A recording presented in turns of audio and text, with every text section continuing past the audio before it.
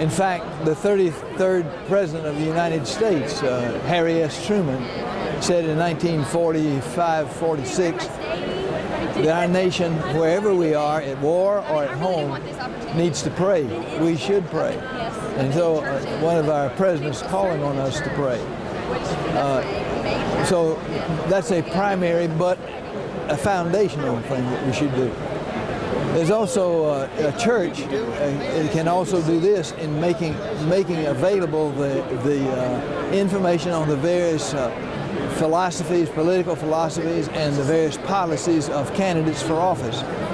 Whether it's the high office of the United States presidency, or whether it's the office that has to do with the councilman of a local situation, so that we make those ideas and those principles that this individual will govern by, we get to know those so that we can either, as a voter, approve of that or not approve of that. So the church can make available that information about various candidates. The church can also make sure that their membership votes, have an emphasis about registering to vote.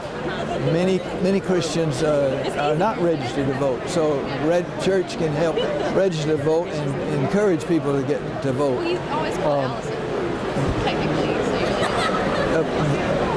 An individual, as a pastor, I think pastors have the responsibility of speaking to the culture in which we find ourselves. So the pastor may take a passage having to do with the famous passage, 2 Chronicles 7:14. If my people who are called by my name shall humble themselves and pray and seek my face and turn from their wicked ways, then will I hear from heaven and will heal their land. That, practicing that, putting that in practice in our lives individually so that we are salt and light in the community, in the workplace, making sure that we have a testimony and a witness for Jesus, and then in politics and election time, making it clear that the individuals need to be individuals of integrity, individuals who are of principle, particularly principles that have to do with the Constitution, the Declaration of Independence, the Bill of Rights. How they think about those things would be important.